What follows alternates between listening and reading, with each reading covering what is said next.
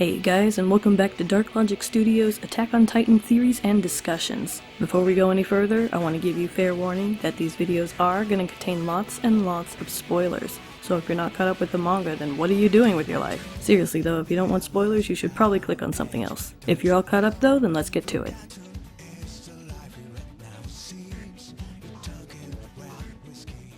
Hey, what's up guys?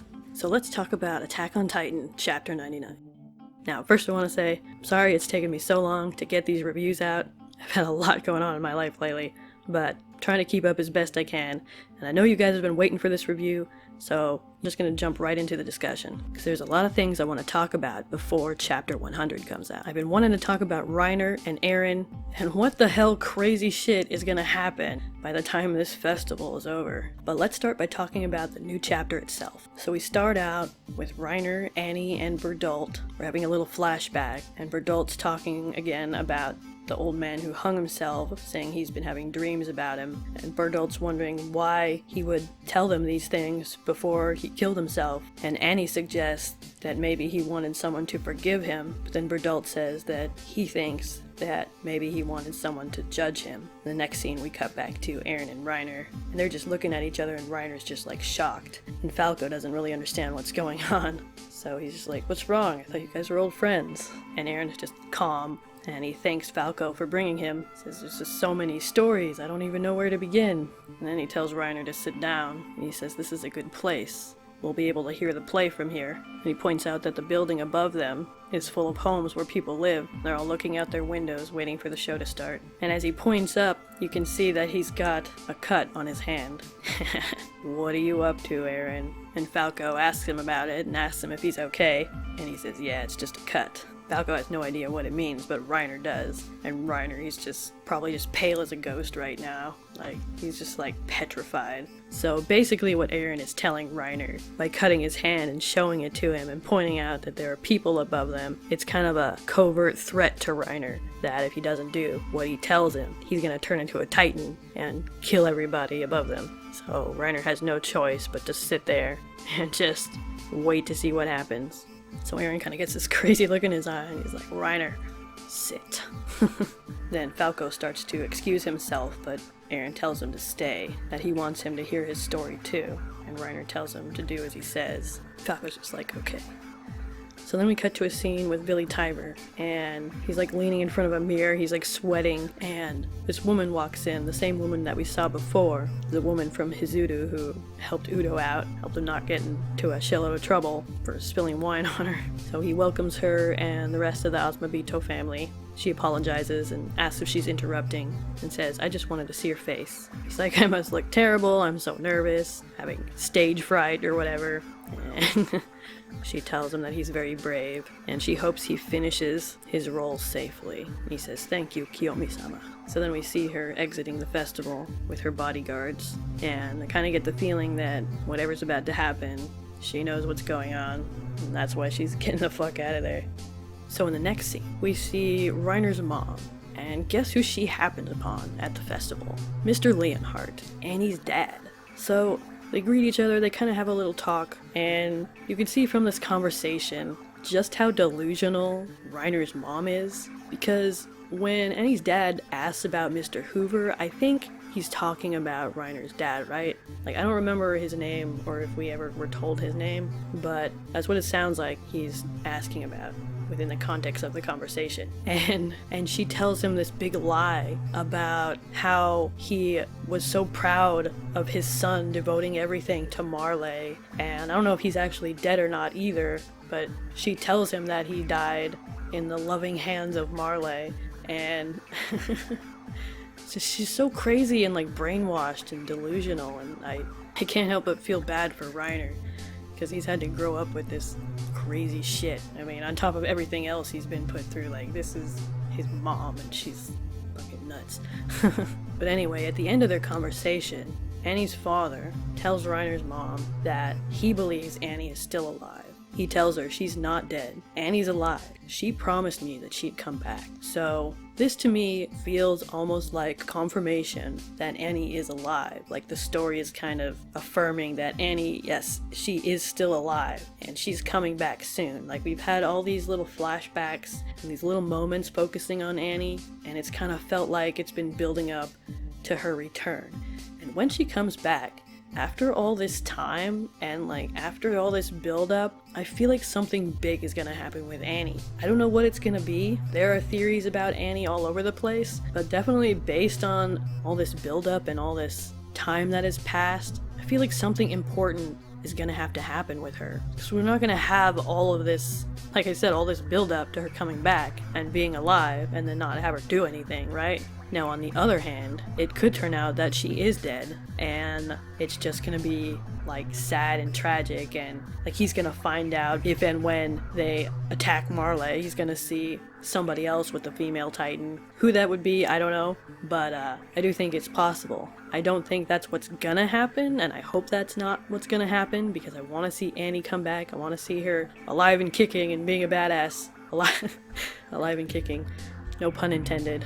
So let's keep our fingers crossed and hope that this means that Annie is gonna come back soon. We're gonna see her again in the story, and something big is gonna happen. She's gonna have a big role to play. So I'm really looking forward to seeing what's gonna happen with her.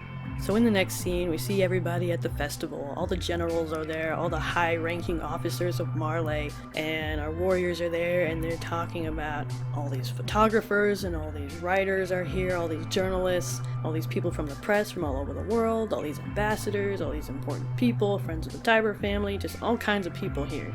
All kinds of important people. And Pike says it feels like they're at the center of the world. Colt expresses that he's impressed by the power the Tiber family has. And Porco, he looks a little bitter. He's just crossing his arms and he's like, even though they're Eldians just like us. And Zeke's just sitting there like, chill. Of course. The band starts playing and Zofia covering her ears. And then this mysterious guard walks up who appears to have his eyes shaded out in every panel. That's not conspicuous at all. Anyway, he comes up and he tells them, General Magath has summoned you. And then we cut back to Reiner and EREN and Falco. And Falco says that it's begun.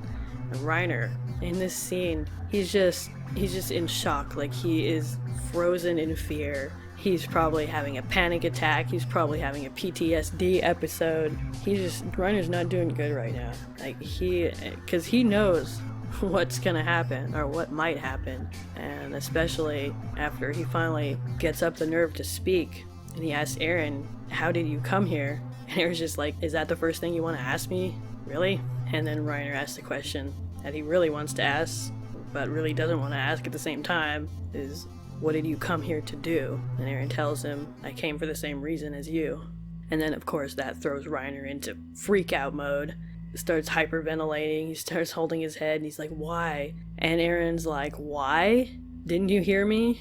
I came to do the same as you. I can't help it. So we see the play is starting, Villy's bowing to the crowd, there's all these lights, the cameras are flashing, and EREN says the curtain has gone up. He says, let's listen. And I'm just going to pause for a moment here because I want to talk a little bit about this interaction between EREN and Reiner in this chapter. Because this didn't go quite the way I thought it would. I was kind of expecting us to have this chapter be dedicated solely to EREN and Reiner's reunion, solely to them talking about what had happened, their reactions to each other, and I thought that after that, the play would begin in the next chapter. But in fact, the play begins in this chapter almost immediately after they meet. And this is how Isayama has chosen to let the story unfold, which is a really interesting move, because I have to say I'm not quite sure where this is going.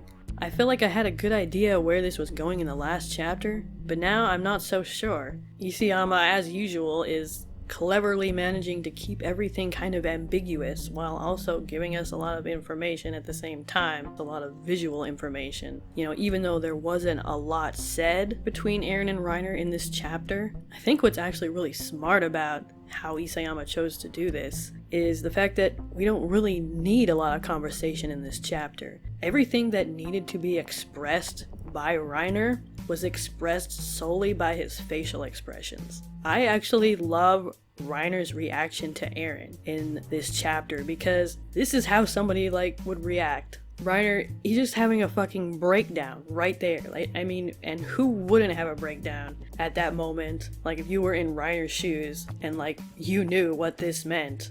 Like, yeah. He's just falling apart, and I love that Isayama was able to convey that visually. Reiner's face just slowly, you can just see him just crumble inside, and not only is he being forced to confront all of these feelings he's been suppressing all this time, but he's also having to come to terms with the fact that the tables have been turned. Fate has come full circle, and he's reaping what he sowed. It's like the ultimate karma, and that's all EREN has to say. Like, and I love that. We didn't need a long drawn out conversation. This was just all of the emotion and all of the uncomfortableness and all of the terror that Reiner feels in this chapter was expressed visually, and I think that that's great. I think that that's awesome.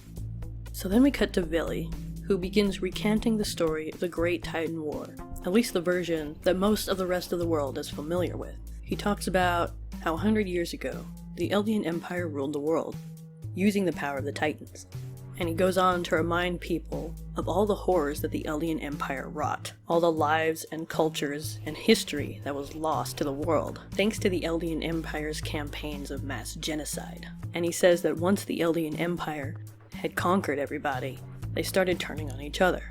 Then he begins talking about Helos, the hero who aligned himself with the Tiber family in order to bring down King Fritz, until he was forced to flee to Paradise Island. And from then on, the rest of the world believed that the only reason King Fritz hadn't already destroyed the world is purely by chance. He then reminds them of the expedition to send 4 warriors to the island and the fact that they failed, and he talks about the 32 battleships that were sent there that never returned.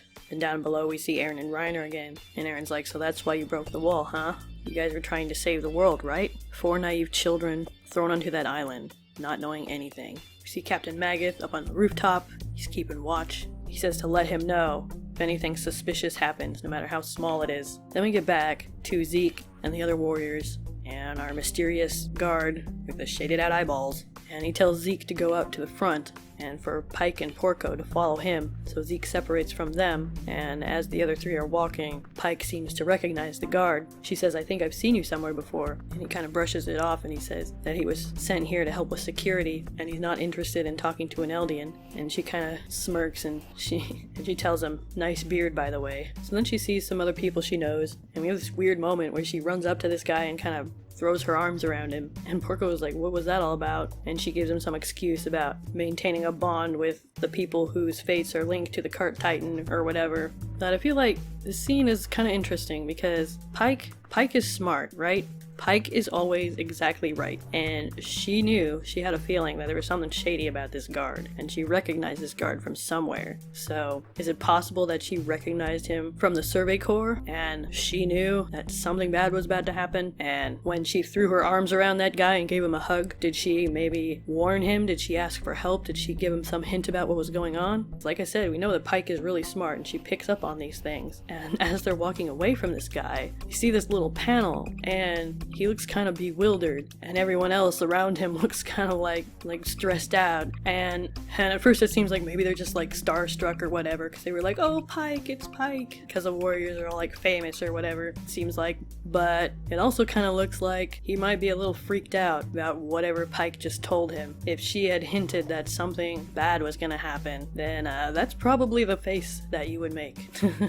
So anyway, they go into this house, and of course, because Pike was exactly right, after they walk into this house, Porco asks where General Magath is, and then this guard cuts this string and opens up a trap door, and they fall in. So 2 of the Marleyan warriors, a major part of their defense, should anything happen during this festival, has now been incapacitated. They're stuck underground. They can't do anything down there. So I think it's safe to say that whoever this guard is, they're definitely in on what's going on. This has got to be somebody from the Survey Corps. So who could it be? Looking at this glimpse of the face that we get, it looks kind of like it could be Armin, but other people have pointed out that it could also be Connie, because we've kind of got the same face shape and nose shape and eye shape. And actually, I think it's more likely to be Connie, because if Armin is around here somewhere, then I don't think he's going to be walking around incognito as a guard. Armin is a pretty important part of the Survey Corps, so he's probably lying in wait somewhere safe, where if he is involved in this operation, which we don't know yet because we know that Eren and Armin are going to have some kind of falling out before this story's over, so we don't know if that's happened yet or not. So Armin may or may not be here and be involved with this,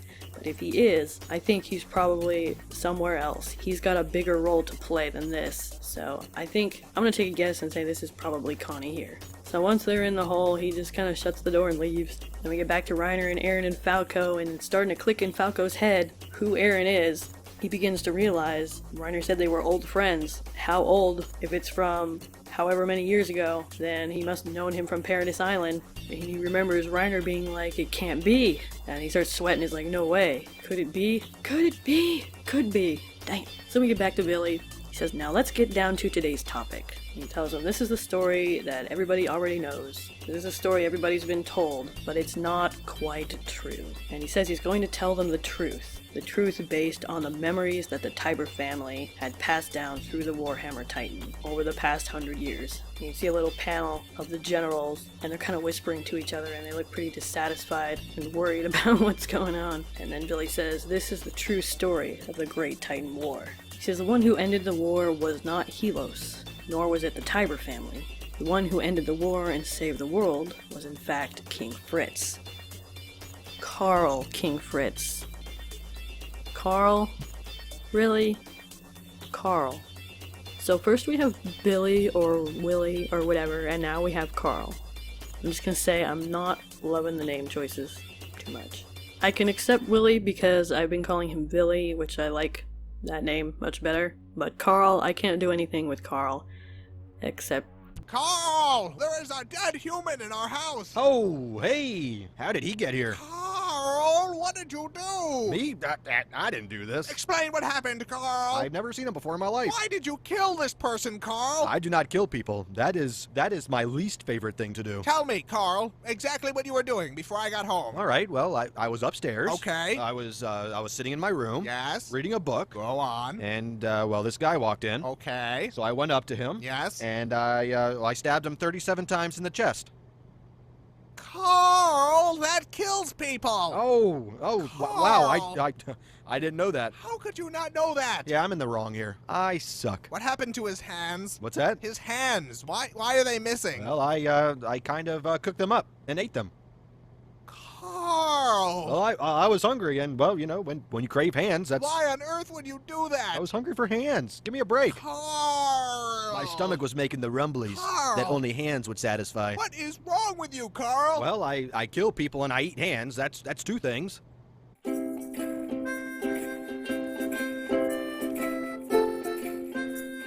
Carl!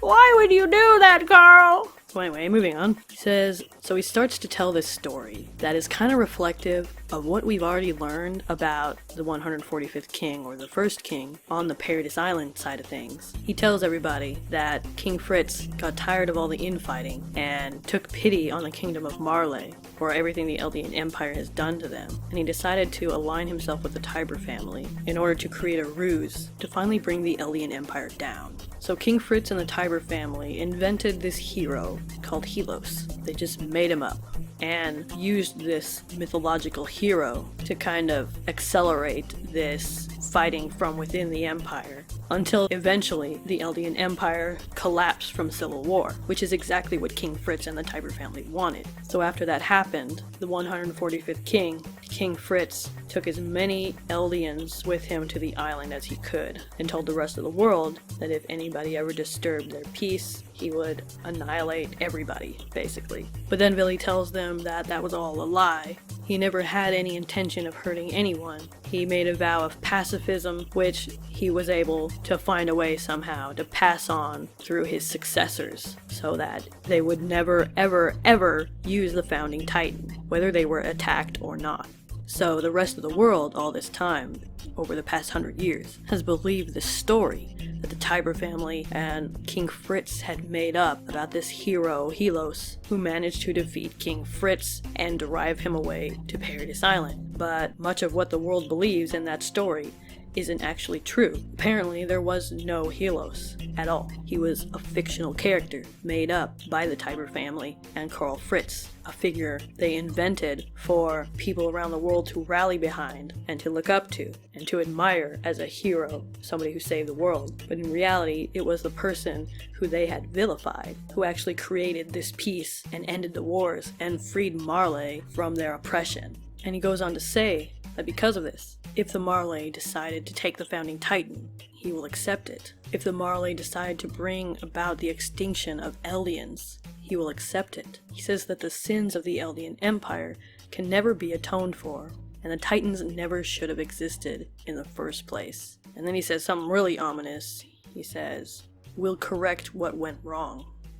Until then, I want to enjoy this paradise. I want to enjoy this peace within the walls for this short amount of time. Forgive me." Such was the message King Fritz left us.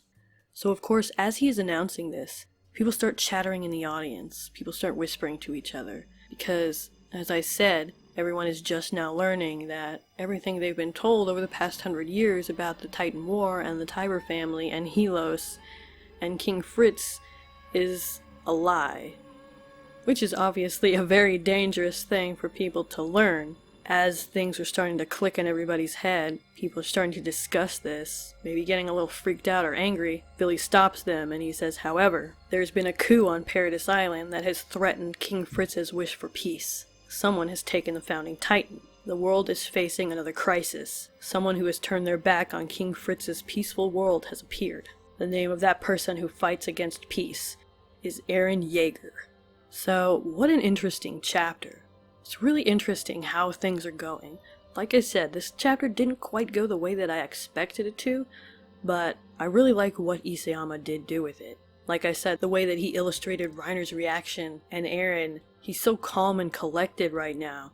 And I want to talk about EREN for a moment, because EREN is such a different person than he was before. He's collected and he's in control, but at the same time, I'm getting this vibe from EREN in this chapter as he's talking to Reiner and the things that he's saying to Reiner, and he's so cold and cut off and unemotional. He's got no interest with connecting with Reiner on an empathic level at all. I mean, it feels more like EREN is like the harbinger of Reiner's like ultimate karma, like I said before. This is probably Reiner's worst nightmare coming true right in front of his eyes. EREN is here to get his revenge. And this is what we've been building up to like throughout the entire series. But what's really interesting is even though EREN is calm and collected, like I made the mistake of interpreting this as EREN being more emotionally available, I guess, and that he would be more open to Reiner and more understanding to Reiner, but that's not the case at all. Even though he's more in control, even though he appears to be calm, I'm getting this vibe from EREN in this chapter that all that rage is still there. Like, he hasn't put that behind him. It's still fresh, and I can imagine that along with his father's memories and all this stuff, that's just fed the fire even more. And so, even though EREN is calm, he's still pissed. He's still really fucking pissed, you know? I mean, you can just tell when Reiner asks him why, and EREN kind of leans forward in his chair and opens his eyes wide, and he's like, "Are you fucking kidding me? Are you really gonna ask me that stupid fucking question? You know why I'm here." I feel like there's a part of him that's just waiting to kind of explode. Like, he's just dying to turn into a Titan right now. So let's switch the conversation over to what's gonna happen next. Chapter 100 is coming up, and that's a big milestone, and we're definitely building up to something major. So, we've got all these different players, we've got all these different pieces coming together. So what exactly can we gather from all these clues we've been given? Now, it's pretty much already been confirmed that EREN and Zeke are working together, are in contact. Falco has been sending EREN's letters back and forth to Zeke, and that's how they've been communicating. Those panels with the baseball and the baseball mitt were kind of subtle confirmation that they have been in contact. But, like I've said before, I've also been getting the feeling that Zeke and EREN are also in contact with William Tybur, at least Zeke is.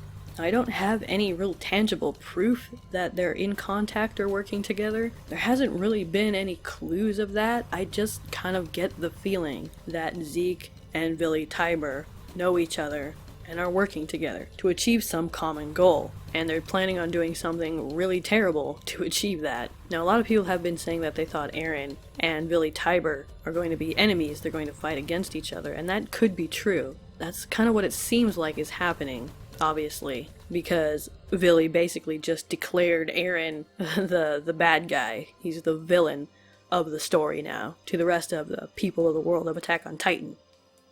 He's the one who wants to destroy the peace. He's the one who wants to come fuck shit up. So that's really interesting too, because what Isayama has done is he's taken this character who is essentially, like I said, to the rest of the world in this fictional world, the bad guy. And he's taken us on this journey with him, and we've gotten to know EREN, and we understand him, and we feel for him, and we're kind of there with him. Like, we kind of want him to get his revenge, but at the same time, not really, because we don't want all these people to die.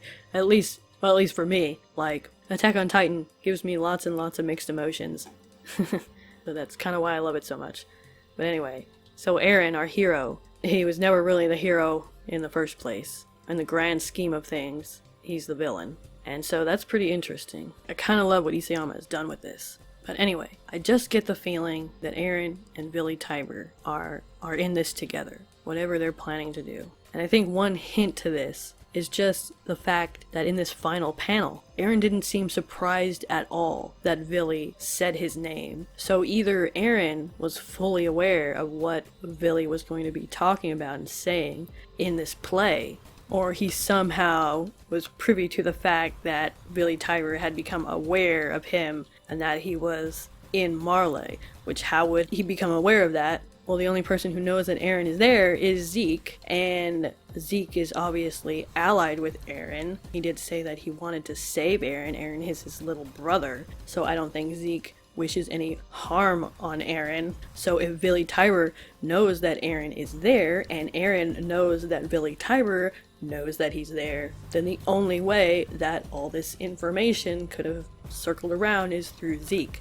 Zeke, I believe, is the connection and the communication between EREN and Billy.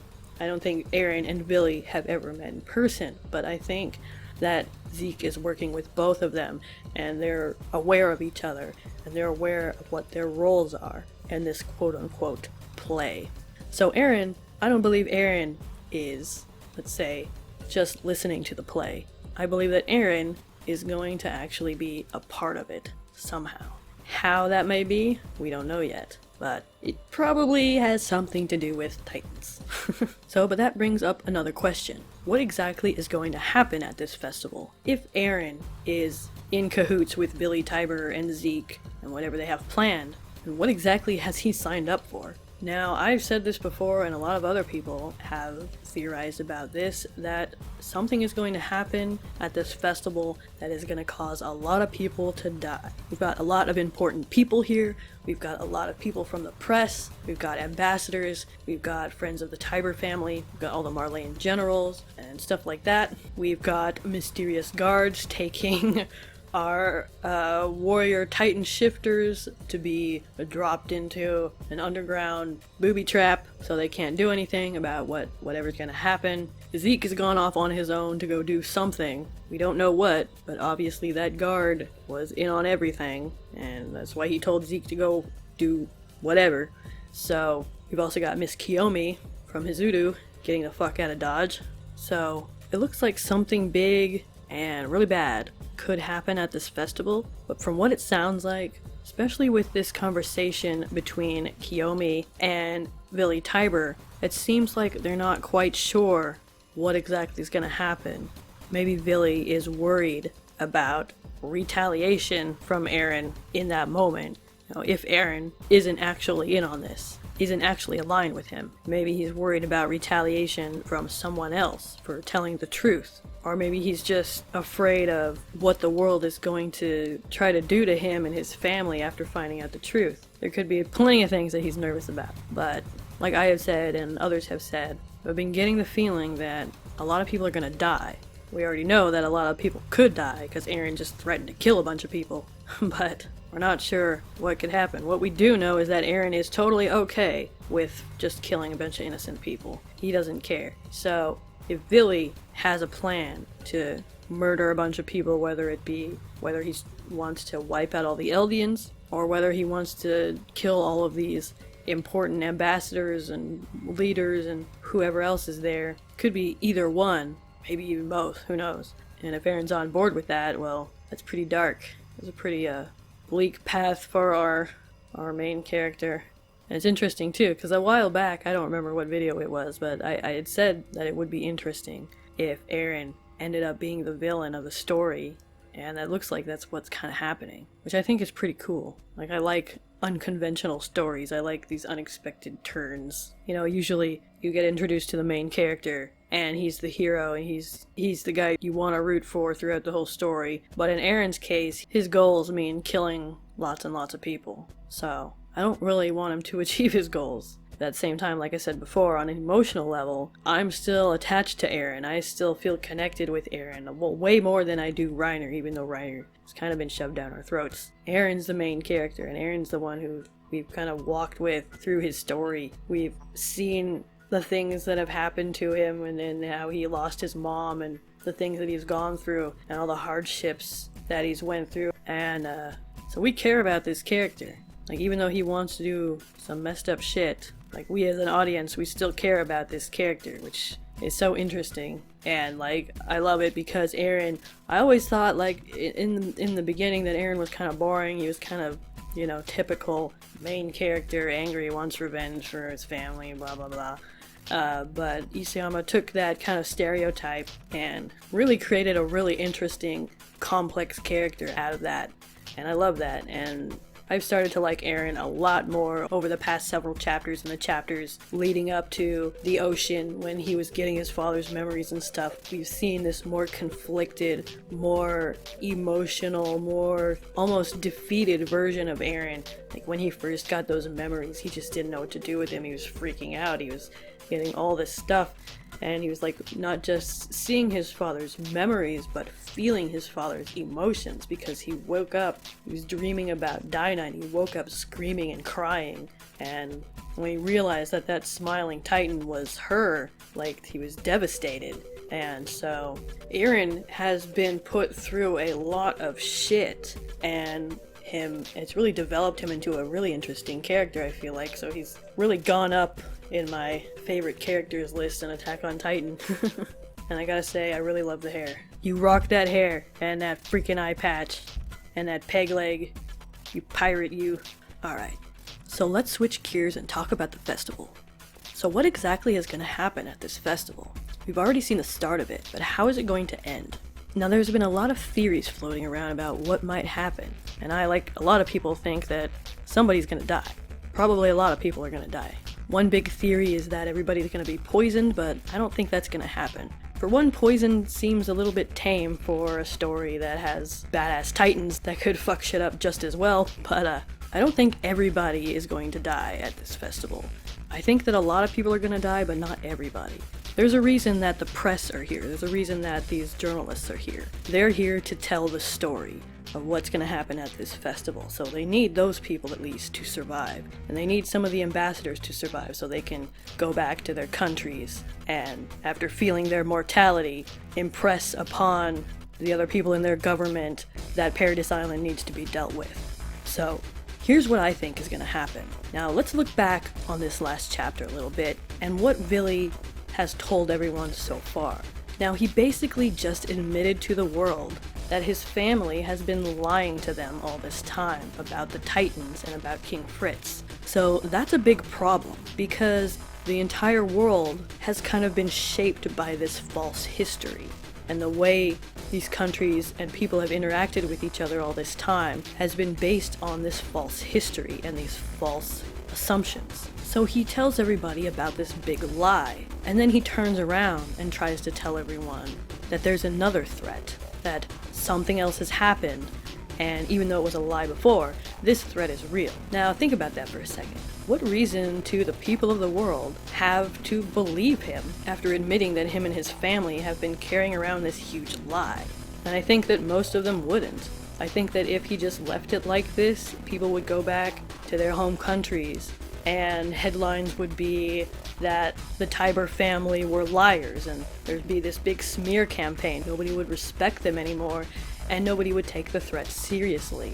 Nobody knows who Eren Yeager is. This name doesn't mean anything to anyone. Unless Grisha's story became known throughout the world somehow, which I don't think it has, but it could have. We don't know.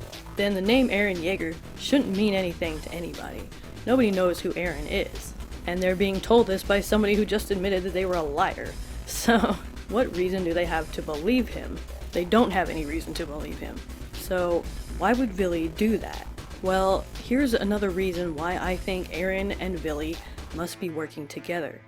Because, like I said, if he left it at that, it wouldn't work out for him very well. He needs some kind of proof of this threat. He needs proof that Eren Yeager really exists and really wants to come fuck shit up. And the only way that he can do that is by actually having Eren show up.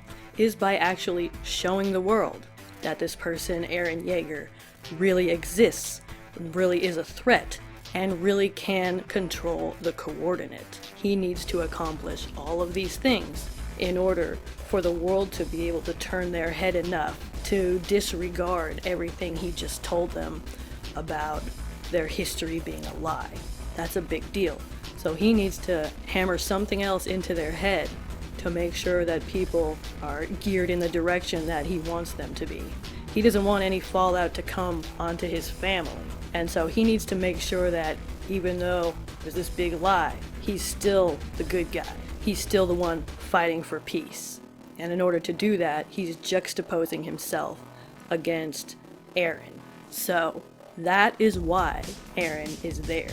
Eren is there to prove that the threat from Paradise Island is real. And how is he going to do that? Well, I think maybe at some point during this play, this festival, Eren might actually come up there and turn into a Titan and start fucking shit up and killing people.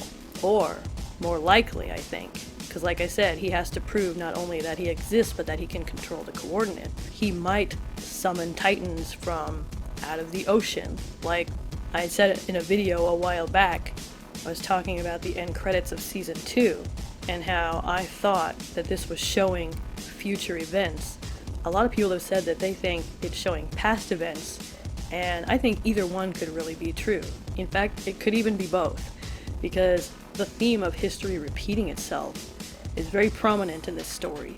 So it could very well be the scene of many cycles. But yeah, I definitely think that these people who have been invited to this festival, they weren't invited here to witness a play. They were invited here to witness a tragedy that would then spark a wildfire of panic across the world. I think enough people are gonna die at this festival to force everyone else to come together and say, yes, we have to do something about Paradise Island. But why would Eren want to do this? Why would Eren want to incite an attack on Paradise Island, on his own homeland, other than just speeding up the inevitable? Well, I think that's exactly why they're doing this, to speed up the inevitable. They know that Marley is going to attack them at some point, and they need to be ready, and they want to ensure that all of this happens before Zeke's tenure is up. We know it was Zeke's idea to go to Paradise Island this soon. He wanted to be involved in this operation, and I believe that it's because he has his own agenda, and since he's only got like a year left, obviously they would want to have as much time as possible to get their plan underway. But that still doesn't explain why they would want Marley to come to Paradise in the first place. You'd think they'd want them to keep them away from the island as much and as long as possible, but we know Eren and the Survey Corps are no 145th king, as was reiterated in this chapter. And we all know that the best offense is a good defense. And if there's one thing that Paradise Island has, it's a damn good defense. And considering the fact that Paradise Island is vastly outnumbered, To try and wage an offensive war on the Marleyan main continent would be suicide. It would be absolutely ridiculous. It would never work. So if the Survey Corps and the people on Paradise Island want to win this, they need to bring the Marley onto their turf. They need to get them on their playing field so that they have the advantage. And should this occur, once Marley send their military and their warriors to Paradise Island, they're going to be ready for them. They'll be prepared. And if they end up wiping out the Marley's military that they sent there and taking back the Titan warrior powers that they sent with them, then Marley, because they're such a militaristic society and they depend on their army really to keep their country stable and keep other countries from invading them, that would essentially cause the Marleyan Empire to collapse. And from there, history would probably pretty much repeat itself again, as the other countries, which we know have kind of been laying in wait, wanting to pounce on Marley, because nobody really likes Marley either, they would start fighting with Marley and try and take them over, and then there'd be all this fighting. And then Paradise Island and the Eldians would just have to sit back and wait for them to all destroy each other and eventually rise up and revitalize the Eldian Empire, just the way that the freaking Tiber family and King Fritz did when they toppled the Eldian Empire before, as Billy was saying in this chapter. So essentially, if things go this way, the way that I think they might, then that would mean EREN would essentially fulfill his goal. He would free the Eldians from their oppression and maybe inadvertently also accomplish his father's goal of revitalizing the Eldian Empire and bringing them back into power like they used to be. So that would be pretty interesting if that all happened that way. And then that would bring us full circle and pretty much fulfill the theme of history repeating itself. I think maybe what's gonna happen is the characters, they're gonna try to change history, but they may find out that they can't, and that history is going to repeat itself one way or another, no matter what they try to do differently. So there's a lot of elements though still in the story that we haven't really talked about for a while. The paths have got to come into this somehow. They've got to have something to do with what's going to happen, how people are going to change things. I want to see what's going to happen with Armin and his colossal titan, whether he's actually going to be related to the Tiber family like some of us think he might be. I want to see what Mikasa's doing and what Levi's doing and what this Ackerman thing is all about. I want to learn more about them and how Mikasa being an agent and an Ackerman are going to come into play when it comes to like the memories and stuff like that. All of these loose ends still haven't been tied up, and hopefully we'll be getting a lot of revelations in the next chapter. Chapter 100 is coming up, you guys, and I think it's gonna be crazy. Something major has gotta happen in the next chapter. We've been building up, the tension is really high, REINER is pissing his pants, EREN is like a seething fireball about to explode, William Tiber is sweating buckets of sweat, he's like gonna freaking dehydrate because he's sweating so much. Like, something big is gonna happen, and I can't wait to see where this is gonna go. Let's brace ourselves, because I'm kind of scared. Alright guys, thanks for watching my review and discussion of Chapter 99. Let me know what you thought of this chapter in the comments below, and let me know what you think is going to happen in Chapter 100. Also, if you enjoyed this video, make sure to like, share, comment, and subscribe if you haven't already.